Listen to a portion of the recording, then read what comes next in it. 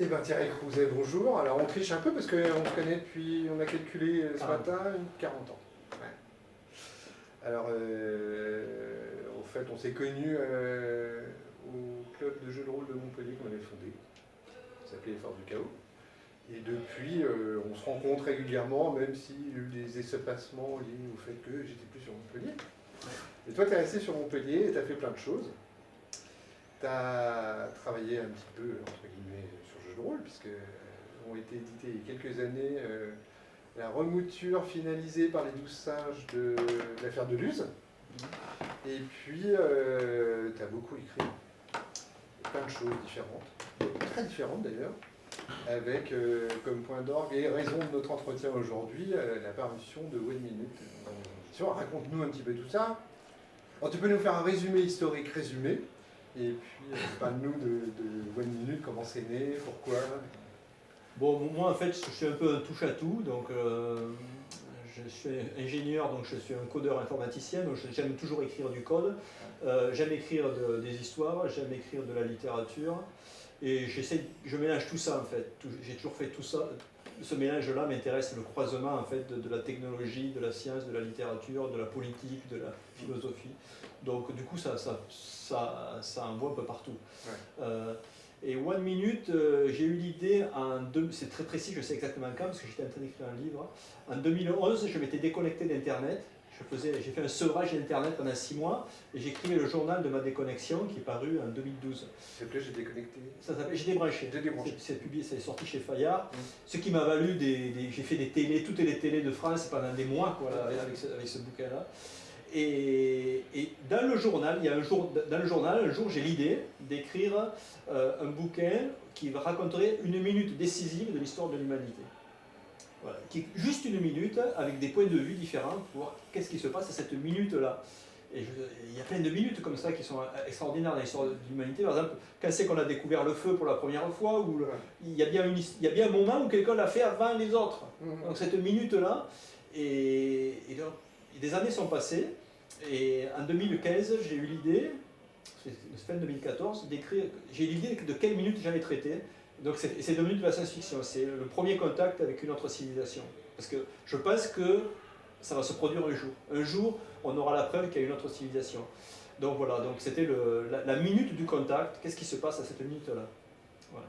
Et du coup, c'est plein de minutes. Voilà, et donc il y a autant de minutes. Donc je l'ai écrit en 2015, jour par jour, et tous les jours de l'année, j'ai écrit une minute. Okay. Donc, et chaque fois, c'était la même minute qui se termine systématiquement par un blackout, tout s'éteint, tout tombe en panne, et chaque minute, ça se lie en une minute en gros, et ça raconte la même histoire d'un point de vue différent. Et au fur et à mesure que les chapitres se succèdent, on a des points de vue, des éclairages différents, et on commence à comprendre ce qui se passe pendant cette minute-là. D'accord. Et combien il y a de minutes? Alors dans la version finale, je crois qu'il y en a 390. D'accord. Donc oui, ça a débordé parce qu'on a découpé le bouquin original qui était un seul livre, on l'a découpé en 4 tomes où on a essayé de rassembler les thématiques. Moi l'idée, pour ce bouquin, je me suis dit qu'il pourrait être imprimé sur des fiches, qu'on pourrait toutes les mélanger sur des cartes, et puis les lire dans un ordre arbitraire. Ça pourrait marcher en théorie parce que c'est des points de vue différents à chaque fois. Okay. Bon, dans la vérité, dans la pratique, c'est pas comme ça parce qu'il y a des minutes qui se suivent avec. Par exemple, on a quelqu'un qui suit une autre personne, donc on est dans celui qui suit, puis on est dans la personne qui est devant, qui ne se rend pas compte qu'elle est suivie, puis il y a un tueur qui veut flinguer un des mecs, et voilà, les points de vue au fur et à mesure se multiplient sur toutes les scènes comme ça, et il y a plein de scènes qui s'entrecroisent. D'accord. Donc autour, oui, d'un événement, il peut se passer. Voilà. Et l'événement central qui est le début de qui est la narration en fait, c'est qu'il y a une youtubeuse qui s'appelle Sarah Cash qui est en train de dire qu'il y a un contact, qu'il y a eu un contact et qu'on ne veut pas le révéler à l'ensemble de l'humanité. Donc en direct, elle stream une vidéo qui explique qu'il y a un contact. D'accord. Voilà, et tout l'enjeu, c'est est-ce qu'il y a vraiment eu contact, qui est Sarah Cash, personne ne sait qui c'est, etc. etc. Okay. Donc c'est paru une première fois en un seul tome, vous pouvez trouver sur Amazon, je crois que c'est. Oui, ça c'est moi. Moi quand j'ai écrit ce bouquin en 2015, donc au début 2016, j'ai le manuscrit qui est fini, je l'ai proposé à quelques éditeurs. à mes éditeurs, qui sont des éditeurs de littérature blanche, donc c'est de la SF, donc ils m'ont dit c'est de la SF, on veut pas, c'est pas notre genre, et je les comprenais. Et quand je l'ai proposé aux éditeurs de SF, avec qui j'ai zéro relation, parce que j'ai jamais publié de SF, même si je suis un fan de SF depuis pas mal, depuis toujours, ils m'ont dit c'est de la littérature blanche. Oui. Donc du coup j'ai dit bon, je ne vais pas m'emmerder. C'est vrai que je publie beaucoup de textes, donc je n'étais pas un livre près, même si je pense que celui-là c'est mon texte le plus important. Parce que la forme de ces 390 points de vue, je savais que c'est la première fois que quelqu'un osait faire un truc comme ça. Donc cet objet-là, c'est un objet littéraire. C'est de la pure SF, mais c'est aussi de la littérature. Donc et je savais que ce n'était pas un livre de genre, qui a pas du tout la forme d'un livre de genre, donc c'était un problème. J'ai dit bon, je l'auto-publie. Donc j'ai mis une version sur Amazon comme ça, c'est moi qui l'ai fait. Jusqu'à ce que cet éditeur suisse me contacte pour me dire qu'il voulait en faire un bel objet. C'est-à-dire que lui donner une histoire, une vraie réalité sur le marché. Donc voilà, et donc on a fait, c'est lui qui a fait ce coffret avec les 4 tomes. Et je suis super heureux parce que c'est un super beau livre, quoi. Donc c'est un livre pour les collectionneurs. Oui. Parce que c'est assez cher, c'est 59 €. Oui. Il était à 29 € en promo, mais là c'est fini, donc c'est 59 €, donc c'est assez cher pour voilà, mais c'est un objet de collection. Ouais.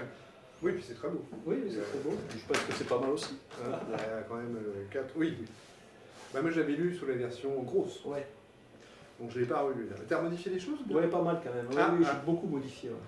Bah oui, du coup, j'ai fait le processus éditorial qu'on fait sur un bouquin. Parce que quand tu auto-édites un livre, en général, tu as fini ton bouquin, tu le relis une fois ou deux et puis tu le publies. Là, je l'ai beaucoup retravaillé, on l'a reclassé, j'ai viré énormément de nouvelles, de minutes que je trouvais qui ne tenaient pas avec le recul. J'en ai écrit beaucoup d'autres.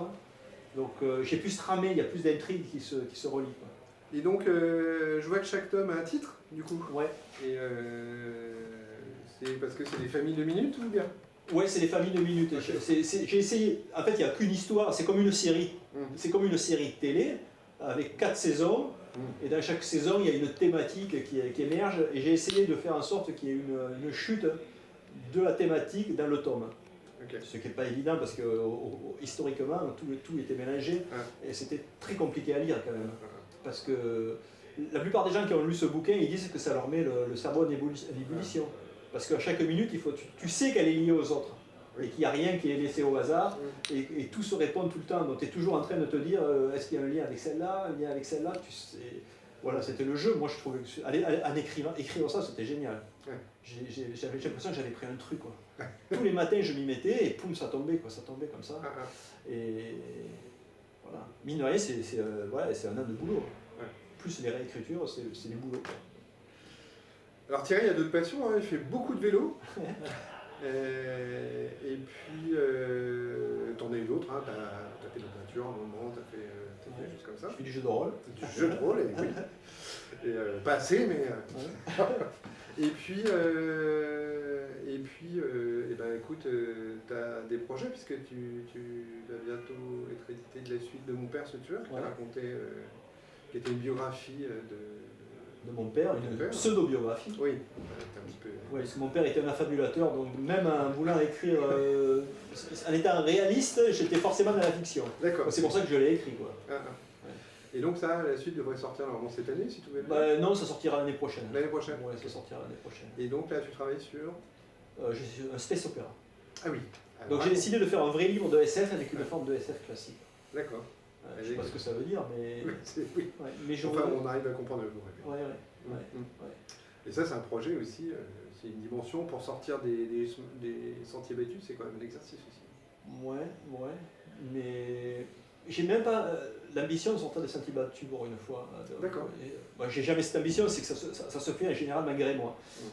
Non, je voudrais essayer d'être le plus classique possible pour rendre hommage aux auteurs que je lisais quand j'étais jeune. Donc de la SF des années 50, 60, début 70. Je trouve qu'ils ont été, les auteurs américains notamment, ils ont eu des moments complètement hallucinants, ils nous ont laissé des histoires qui m'ont marqué. Oui, comme Simac.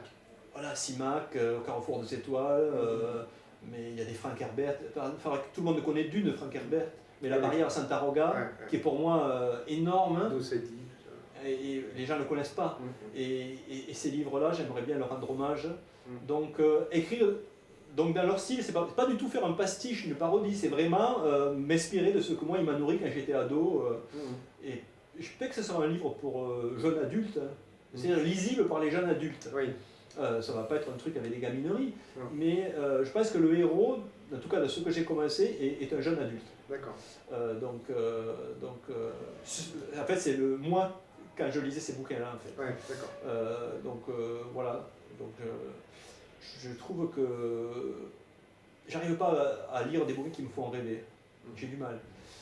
Donc, j'aimerais écrire un bouquin qui me ferait rêver, qui aurait fait rêver le gamin que j'étais à l'époque. Donc, c'est ça que j'ai envie de faire. D'accord. Oui, c'est un bel objectif. Voilà, c'est tout. Ouais. Ok. Bah, écoute Thierry, comme je le disais, c'est un interview flash, donc on te remercie beaucoup parce que nous avons éclairé sur One Minute et puis sur tes projets. Et puis, on te souhaite un excellent festival. Merci.